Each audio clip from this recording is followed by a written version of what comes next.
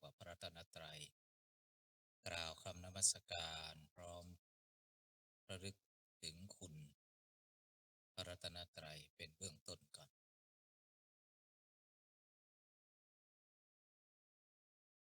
อะระหังสัมมา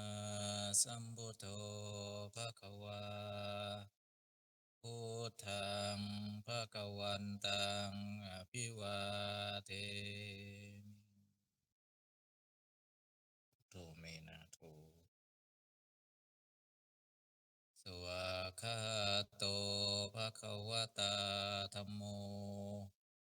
ธัมมังนามัสสามิธัมโมเมนะโตสุปฏิปันโนภะคะวะโต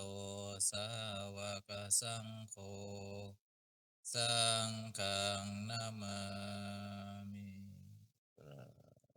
สังโฆเมนะโตกล่าวคำนอบน้อมพระผู้มีพระภาคเจ้า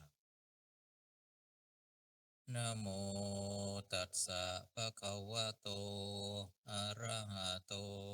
สัมมาสัมพุทธัสสะนะโมตัสสะภะคะวะโตอะระหะโตสัมมาสัมพุทธัสสะนะโมตัสสะภะคะวะโตอะระหะโตสัมมาสัมพุทธัสสะ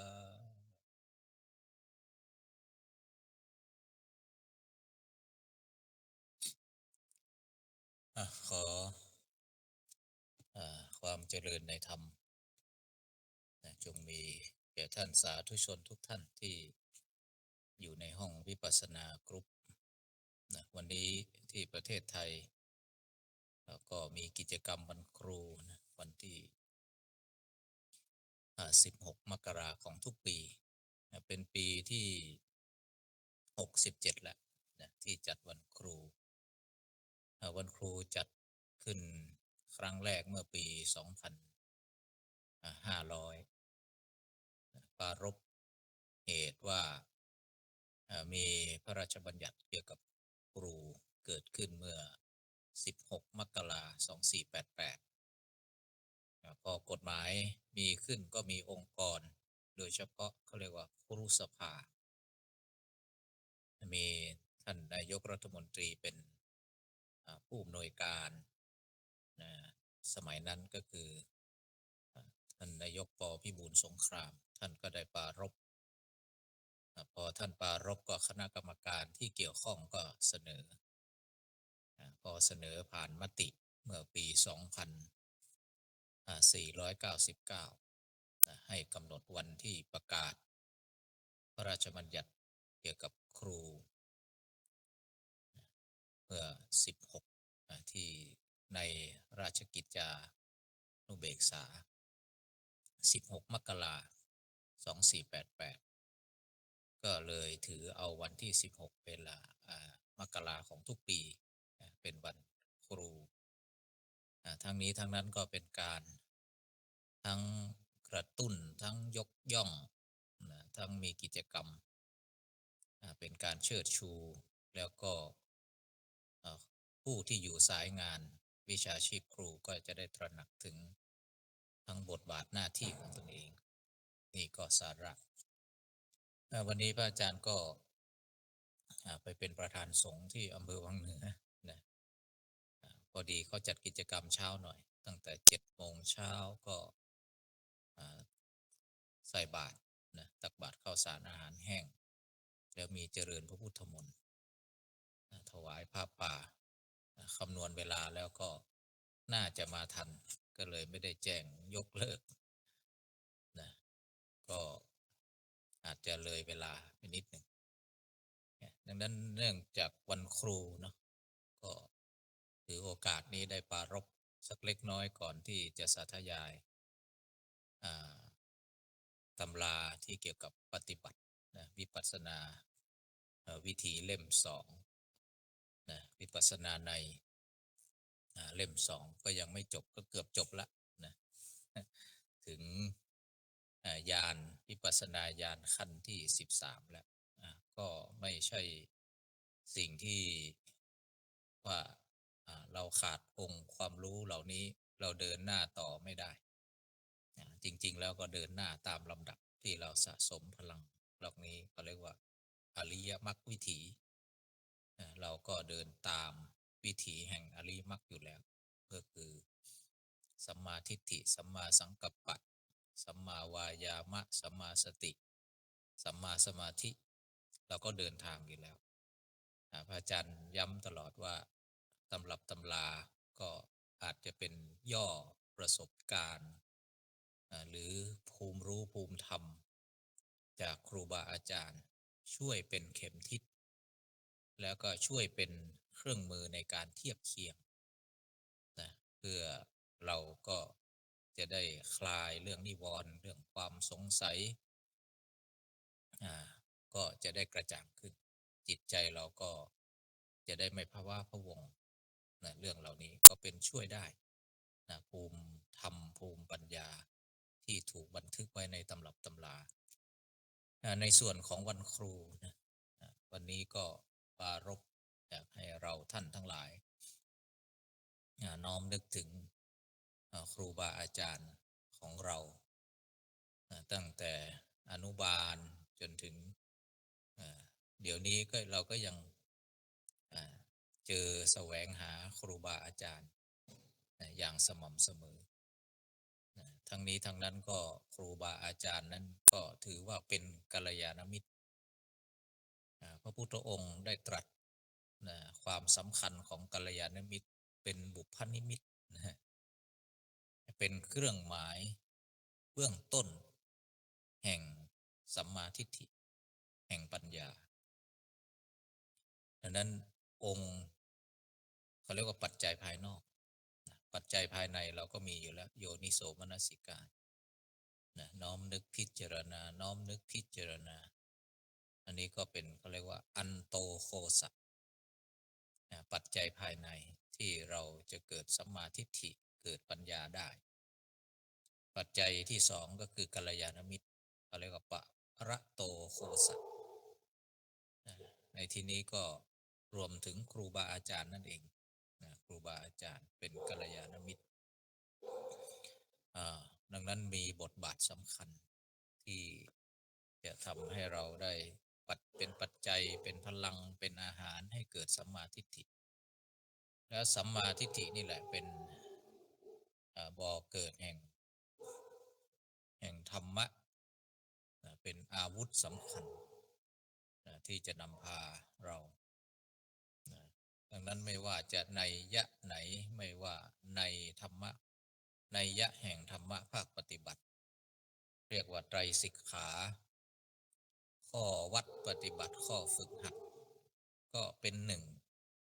มีศีลสมาธิและปัญญาก็เป็นปัจจัยหนึ่งที่สำคัญนี่เรียกว่ากัลยาณมิตรวันนี้ก็อยากจะถือโอกาสวันครูให้เราปรารภโดยเฉพาะพระบรมครูของเราพุทธานุสตินี่เป็นกรรมฐานเป็นสมถกรรมฐานพุทธานุสตินี่ถือว่าเป็นอารักขกรรมฐานอารักขกรรมฐานก็คือกรรมฐานที่อารักขะแปลว่ารักษาไว้ซึ่งธรรมะอื่นๆไม่ให้เสื่อมไม่ให้ลุ่มดอนดังนั้นเรานึกถึงพุทธานุสติน้อมนึกถึงพุทธานุสติพลังต่างๆของเราก็เหมือนกับเราระบบน้ำหยดนะฮะที่มันหยดมันจะคงความชุ่มชื้นตลอดเวลาเหมือนกันอารักขกรรมฐานเดี๋ยวพระอาจารย์อันนี้หน่อยอารักขกรรมฐานมันมีพุทธานุสติมีอสุภะมีมรณานุสตินี่ก็ล้วนแล้วแต่เป็นพื้นฐานให้เรารักษาประคองจิตไม่ใช่ประคองจิตอย่างเดียวรักษาซึ่งศรัทธารักษาซึ่งอินทรีย์สังวร รักษาซึ่งสุตะก็คือการฟังนะพูดง่ายๆว่าเป็นพื้นฐานให้ธรรมะส่วนอื่นๆได้คงอยู่เพื่อจะเดินไปต่อไม่ได้ถอยหลังการที่เรานึกถึงพุทธานุสติซึ่งถือว่าเป็นบรมครูของเราชาวพุทธทั้งหลายเนี่ยเป็นบรมศาสดาของชาวโลกเนี่ยก็เป็นกรรมฐานรักษาจิตเป็นฐานให้กับจิตให้กับเราด้วยนะก็อันนี้ก็อยากจะปรารภให้พวกเราว่าเห็นความสำคัญของพระบรมศาสดาพระบรมครูพูดถึงในแง่ที่เราจะหยิบขึ้นมาเพื่อให้รักษาจิตประคองจิตเพื่อให้หล่อเลี้ยงศรัทธาหล่อเลี้ยงสุจริตหล่อเลี้ยงสติสัมปชัญญะหล่อเลี้ยงอินทรีย์สังวรหล่อเลี้ยงสติปัฏฐานสี่หล่อเลี้ยงโพชฌงค์จิตและนำไปสู่ปัญญาและวิมุตติเนี่ยเราก็น้อมนึกถึงพระพุทธคุณบ้างดังนั้นให้สาธยายแล้วก็ค่อยเวลาเราสาธยายถ้ารู้ความหมายยิ่งดีอรหังก็นึกถึงคุณในฐานะดวงจิตของพระองค์ไกลจากกิเลสสัมมาสัมพุทโธเป็นผู้ตรัสรู้เองโดยชอบสุขโตเป็นผู้เสด็จไปมีแต่เรื่องดีๆเสด็จไปดีเราจะตีความในแง่ไหนก็ได้เสด็จไปดีก็หมายความว่าเสด็จแล้วมีแต่เรื่องดีๆเกิดขึ้นเสด็จดีก็มุ่งถึงเมตตาธรรมเป็นที่ตั้งมุ่งถึงการพ้นทุกข์ของสัตว์โลกวิทูเป็นผู้รู้แจ้งโลกโดยเฉพาะโลกคือขันธ์ห้ารู้แจ้งไม่มีศาสดาองค์ไหนที่สอนเรื่องพวกนี้ส่วนใหญ่ก็สอนยังห่วงขันธ์ห้าต้องไปอิงเทพเจ้าบ้างต้องไปเกิดสวรรค์บ้างอะไรพวกนี้ดังนั้นรู้แจ้งโลกโลกก็รู้แจ้งในเรื่องของโลกก็คือโลกคือที่อยู่อาศัยของสัตว์ทั้งหลายไม่ว่าทั้งสัตว์นรกนะเทวดาพรหมมนุษย์การเวียนว่ายตายเกิดของสรรพสัตว์ทั้งหลายนี่คือพูดถึงโลกวิทูอนุตตโลปุริสธรรมสาสถิเป็นผู้สามารถฝึกบุรุษนะที่สมควรฝึกได้อย่างไม่มีใครยิ่งกว่าเราก็น้อมนึกเราเนี่ยทำให้เราพอน้อมนึกพระคุณอยู่ในกระแสเหล่านี้นะเราก็เกิดศรัทธาประสาทะพอเกิดศรัทธาประสาทะแล้วก็จะหล่อเลี้ยงให้เราเกิดความเพียรที่จะปฏิบัติตามนะพระธรรมคำสอนเพียรที่จะนอกจากปฏิบัติตามแล้วเพียรที่จะพยายามน้อมนำพุทธจริยาไปประพฤติปฏิบัติเป็นแนวเป็นเข็มทิศให้กับชีวิตเรานี่แหละคุณูปการมากมายในการที่เราน้อมนึกถึงพระบรมครูพูดง่ายๆว่าสรุปก็เป็นผู้มีปัญญาคุณบริสุทธิคุณและมหากรุณาธิคุณน้อมนึกบ่อยๆนะน้อมนึกบ่อยๆน้อมนึกทุกครั้งก็เหมือนกับโลกเราเกิดฝนตกลงมาหนึ่งหาฝนตกลงมาหนึ่งหาก็ต้นไม้ใบหญ้าแผ่นดินก็ชุ่มชื้นต้นไม้ก็เจริญงอกงามน้อมนึกถึงพระพุทธคุณหนึ่งครั้งหนึ่งรอบหนึ่งเวลาก็จะทำให้เรามีกำลังใจมีศรัทธามีสติสัมปชัญญะมีกายวาจาสุจริตนะมีอินทรีย์สังวรมีโยนิโสมนสิการมีสติปัฏฐานสี่นี่ก็ล้วนแล้วแต่นำมาซึ่งเป็นปัจจัยนี่พุทธคุณบารมีคุณนะวันนี้ก็อยากให้พวกเราได้ปรารภถึงวันสำคัญนะศิษย์มีครูเหมือนงูมีพิษนะ ศิษย์มีงูเหมือนศิษย์มีครูเหมือนงูมีพิษ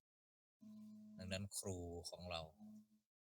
ไม่ว่าเป็นครูคนแรกพ่อแม่ครูคนที่สองคือครูที่โรงเรียนครูประจำโลกก็คือพระบรมศาสดาคือพระบรมครูของเราทั้งหลายนะก็วันนี้ก็ถือโอกาสให้ลูกศิษย์ลูกหาทุกท่านได้น้อมนึกถึง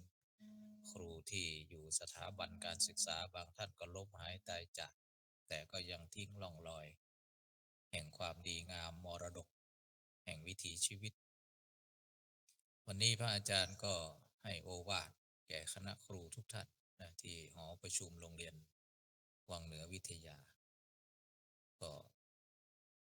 ครูนะก็เป็นสายงานวิชาชีพของพระโพธิสัตว์นะดังนั้นพระอาจารย์ก็อยากเปรียบเทียบว่าครูของเราเป็นเหมือนวิศวกรจิตรกรเกษตรกรนะกรรมกรนะก็ได้ปรารภกำลังใจให้ขวัญกำลังใจแก่คุณครูและคุณครูนี่เหมือนนักประพันธ์นักประพันธ์เนี่ยมักจะคัดสรรคำที่ดีงามมาร้อยเรียงมาเป็นบทประพันธ์ทำให้ผู้อ่าน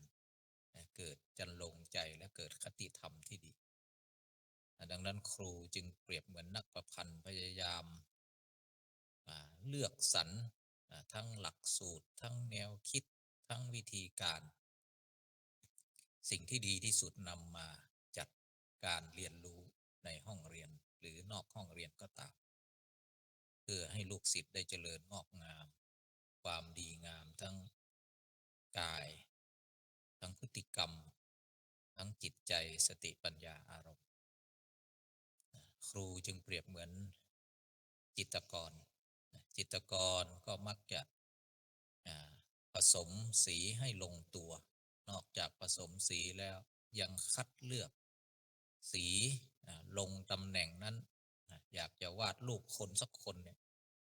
ถ้าวาดผมก็โทนสีดำถ้าวาดผิวหนังก็โทนสีเหลืองสีทองอะไรก็แล้วแต่ดังนั้นการเลือกโทนสีให้ลงตำแหน่งเหมาะสมลูกศิษย์ของเราก็เหมือนกันมีความแตกต่างหลากหลายดังนั้นวิธีการของคุณครูนะก็ต้องเลือกให้เหมาะสมกับเด็กนะหลักสูตรกลางกิจกรรมกลางที่เราสอนรวมแล้วยังไม่พอเราก็ต้องค้นหาเด่นด้อยความแตกต่างของบุคคลแล้วก็เลือกสีเลือกกิจกรรมเลือกวิธีการที่เหมาะสมดังที่พระพุทธองค์ซึ่งพระบรมศาสดาทรงเป็นทั้งแบบอย่างแบบแผนนะซึ่งพระบรมศาสดาจะสังเกตว่าญาติโยมเวลาฟังพระอาจารย์หรือครูบาอาจารย์สาธยายพระสูตรนะโดยเฉพาะพระสูตรตันตปิฎกจะมีวิธีการเรื่องเดียวกันนะแต่พระพุทธองค์จะสอนต่างกัน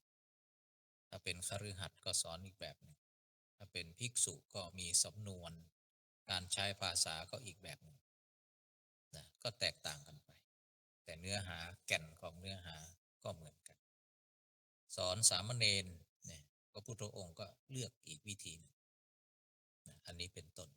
แล้วก็สิ่งที่พระอาจารย์ฝากคุณครูไว้วันนี้ก็คือครูต้องมีสามสุนะสามดีดีงามสุแปลว่าดีงามให้มีสามดีก็คือสุวิชาโนนะก็คือรู้ดีสองสุสาสโกสอนดีสามก็คือสุปฏิปันโนประพฤติดีปฏิบัติดีให้สมกับคำที่เราได้น้อมนึกถึงพระบรมศาสดาบรมครูว่าพิชชาจรณะสัมปันโนผู้ถึงพร้อมด้วยวิชาและจรณะดังนั้นก็ถือโอกาสปรารภของวันครูนะเป็นการให้กำลังใจแล้วก็เราทั้งหลายก็น้อมนึก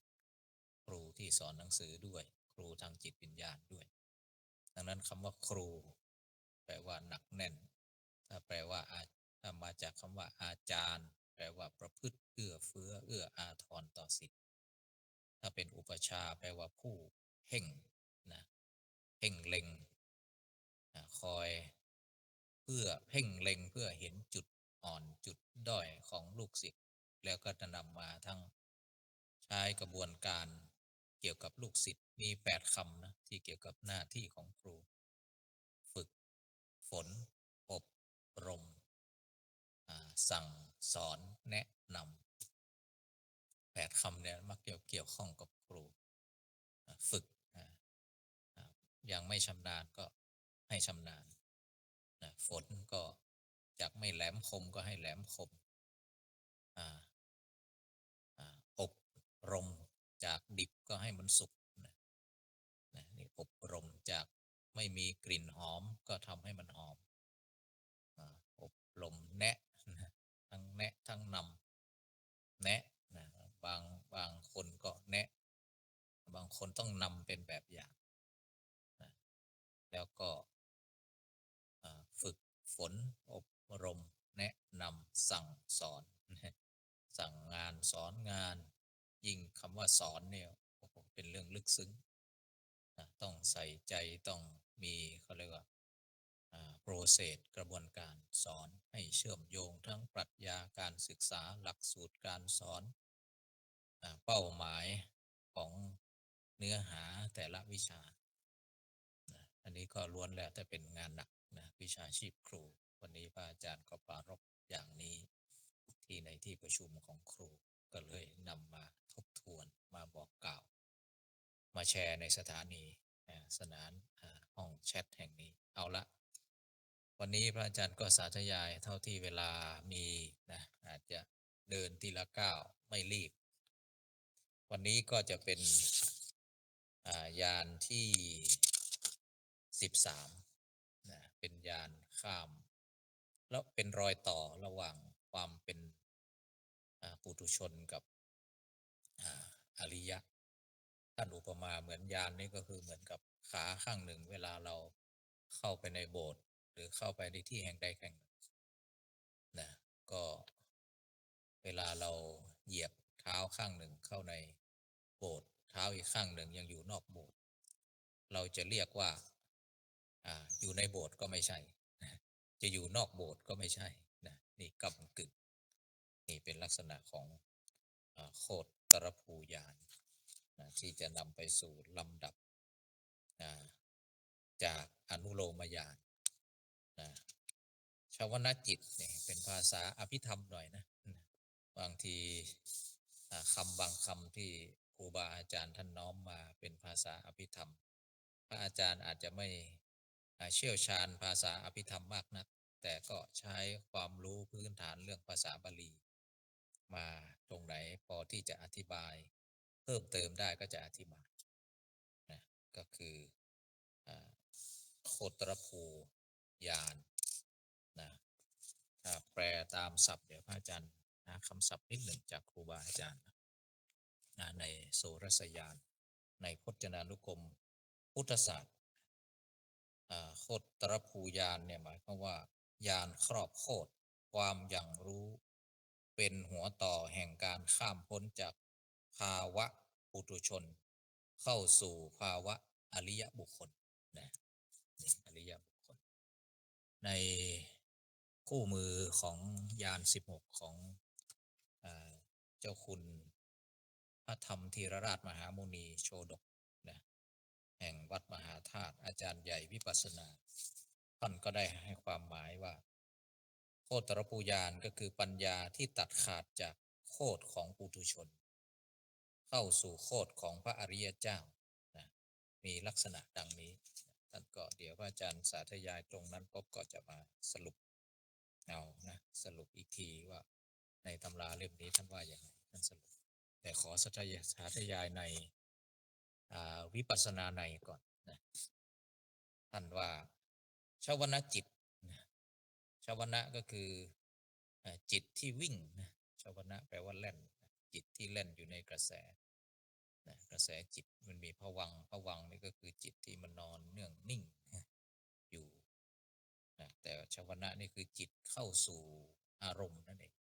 มี สู่อารมณ์รูปเข้าสู่ทวาร6นะมีรูปเสียงกลิ่นรสจิตแล้วก็วิ่งไปเนี่ยชวนะชวนะจิตย่อมเกิดขึ้นรับเอาความดับสังขารเนี่ยยอมรับเอาความดับสังขารคือพระนิพพานเป็นอารมณ์นี่วิ่งไปสู่ความดับแห่งสังขารโดยสละทิ้งสังขารที่กำหนดรู้อยู่ปัญญาที่เกิดร่วมกับชวนะจิตนี้เรียกว่าโคตรภูญาณนี่น้อมทิ้งสังขารการปรุงแต่งรูปนามทั้งสิ้นน้อมนึกแต่ไวมากนะไวมากเสี้ยววินาที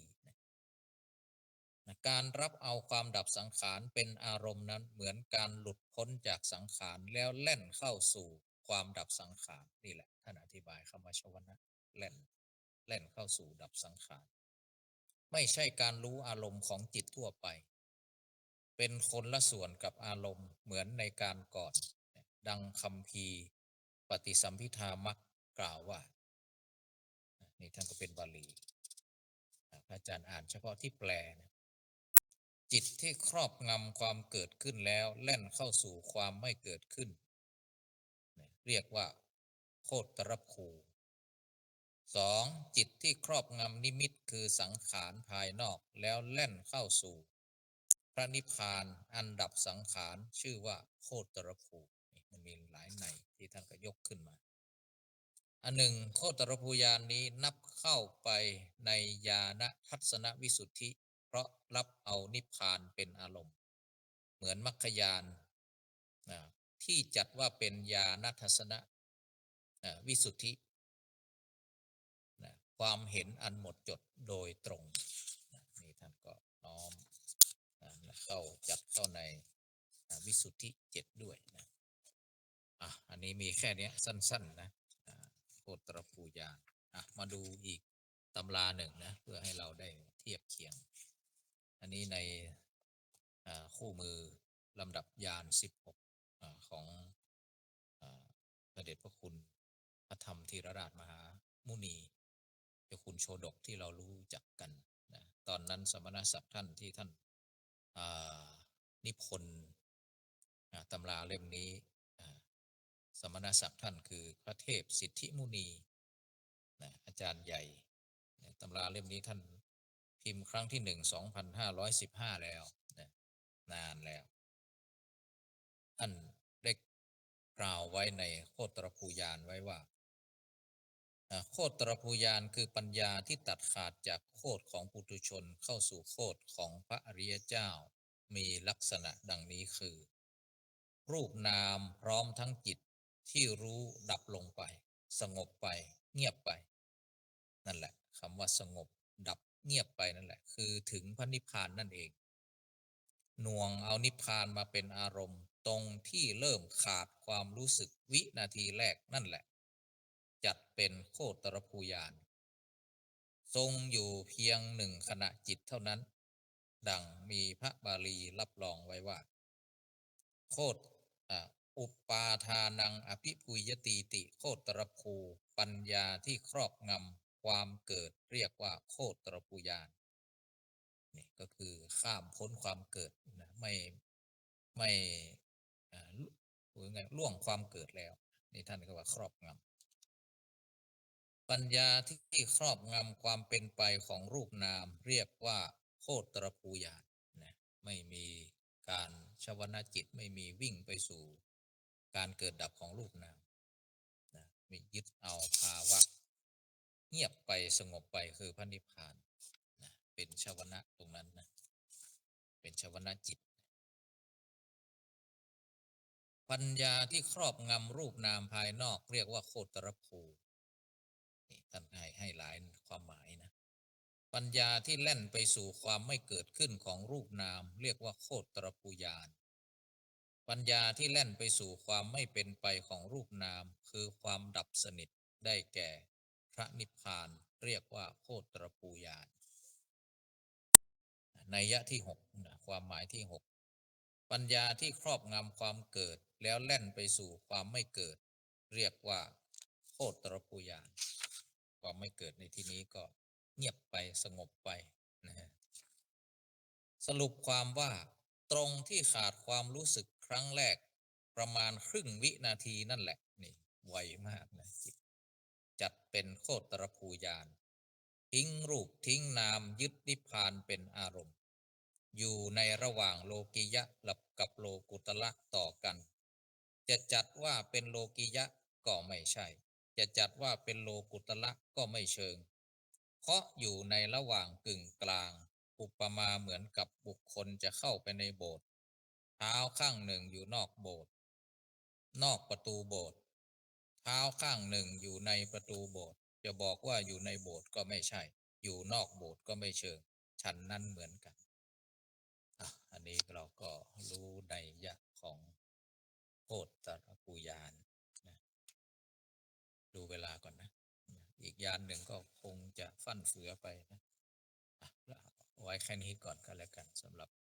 เดี๋ยวอีกยานที่14 15 16ก็เอาไว้วันละ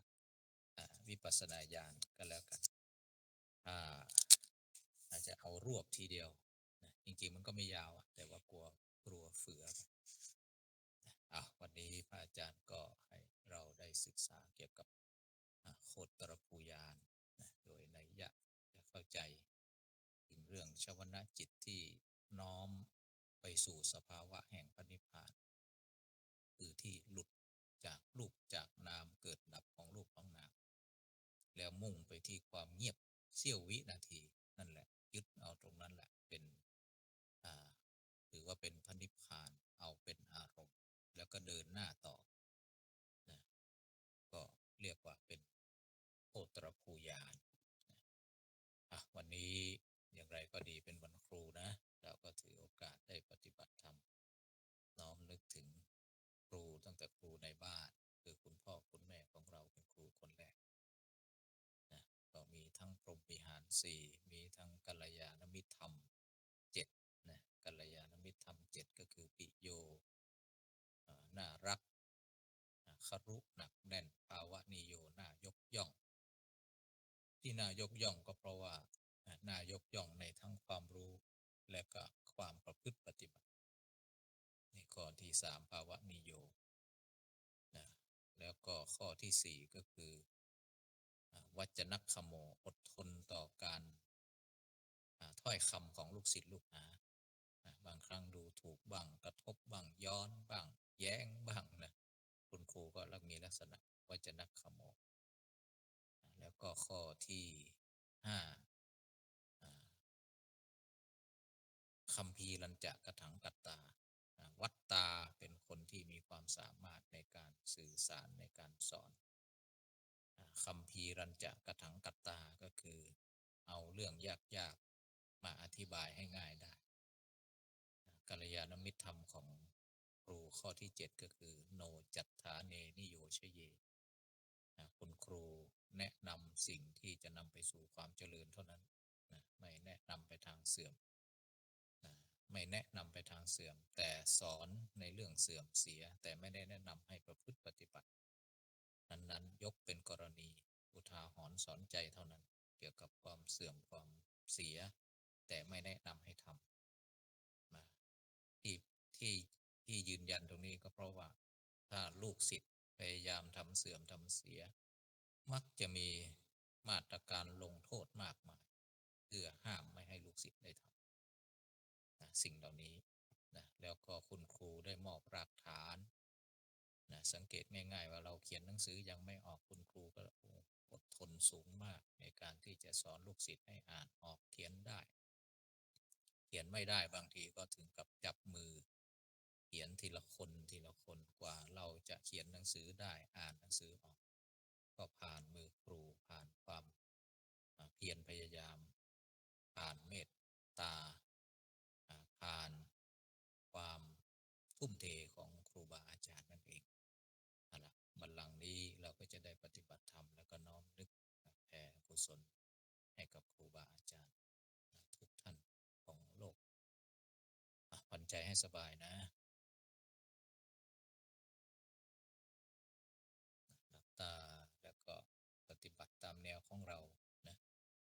ที่เราปฏิบัติมาจนเกิดวสีความชำนาญอยู่แล้ว ฏิบัติธรรมก็ให้ถ้าเป็นวิปัสสนาก็ให้เห็นตามความเป็นจริงแล้วก็ที่เราได้ยินครูบาอาจารย์หรือแม้กระทั่งตำรับตำรามักจะมีหลักอยู่สำหรับปฏิบัติวิปัสสนาก็คือต้องขจัดเสียซึ่งความเข้าไปยินดียินร้ายในสภาวะนั้นๆไม่เอาตัวเราไป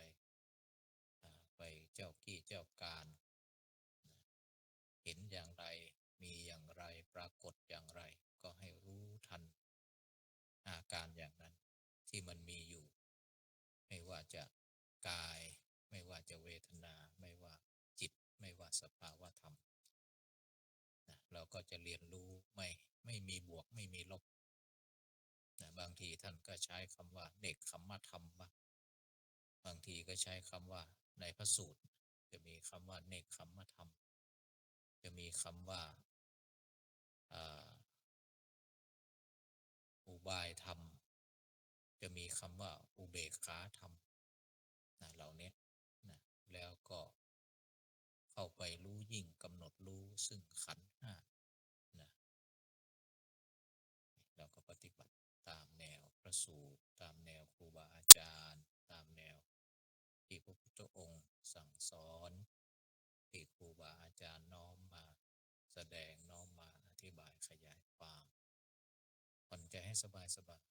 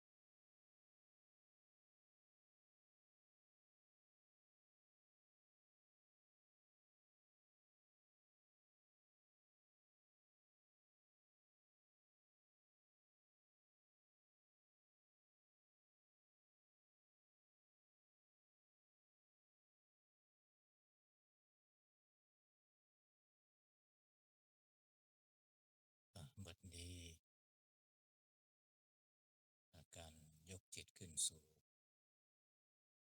วิปัสสนาภาวนาของเราโยคีทั้งหลายได้เวลาพอสมควรในบัลลังก์นี้ต่อไปเราก็จะได้ค่อยๆ คลายจากการกำหนดจากการเจริญภาวนาจากจุดฐานเดิมมาน้อมนึกไปที่ฐานคือมือของเราน้อมนึกไปที่มือขวาทั้งน้อมทั้งนึกน้อมนึกในมนสิการน้อมระลึก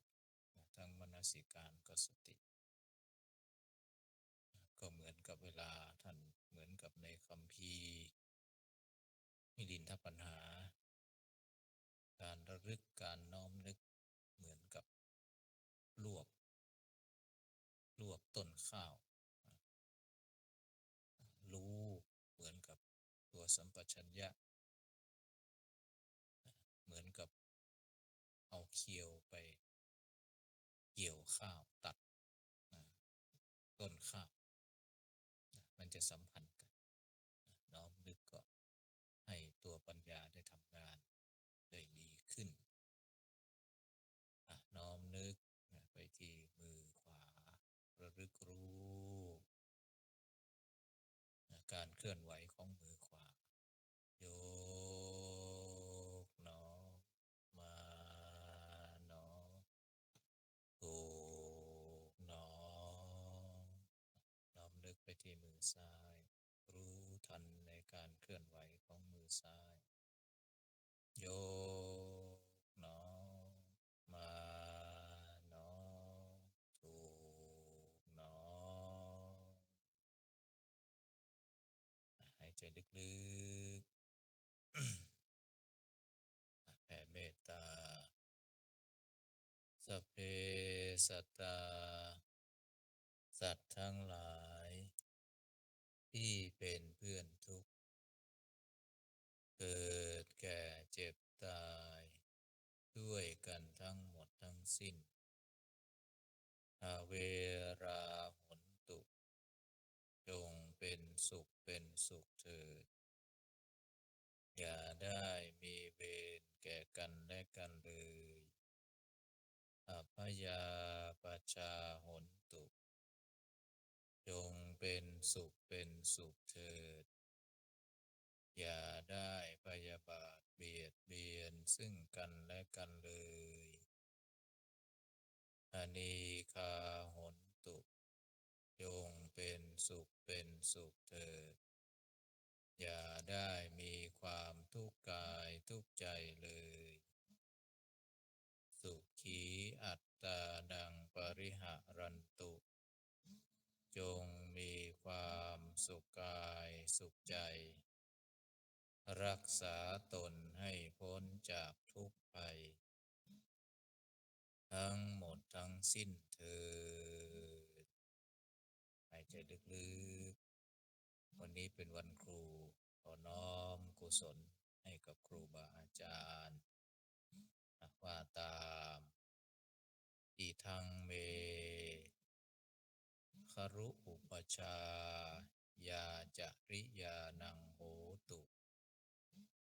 สุขิตาหนตุครุอุปชาอาจริยาขอส่วนบุญนี้จงสำเร็จแก่ครูอุปชาอาจารย์ของข้าพเจ้าขอให้ครูอุปชาอาจารย์ของข้าพเจ้าจงมีความสุขรวบรวมพลังจิตแผ่กุศลให้สรรพสัตว์ทั้งมวลขอกุศลผลบุญที่ได้ทำในวันนี้จงเป็นที่ประจักษ์แจ้งทุกแห่งหนสำเร็จ แก่ญาติมิตรสนิทชนที่เวียนวนตายเกิดกำเนิดมาสรรพสัตว์ทุกท่วนหน้าเทพารักษ์จงประจักษ์ในกุศลผลนี้นาพ้นจากทุกข์ประสบสุขทุกเวลาสมดังค่าอุทิศให้ด้วยใจเธอเพื่อความสะดวกจะนำทุกท่านได้กราบพระก่อนนะอะระหังสัมมาสัมพุทโธภะคะวาพุทธังภะคะวันตังอภิวาเทมิ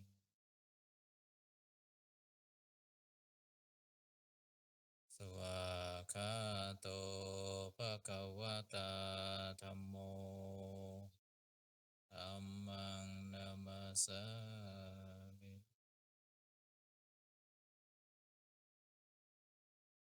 สุปฏิปันโนภะคะวะโต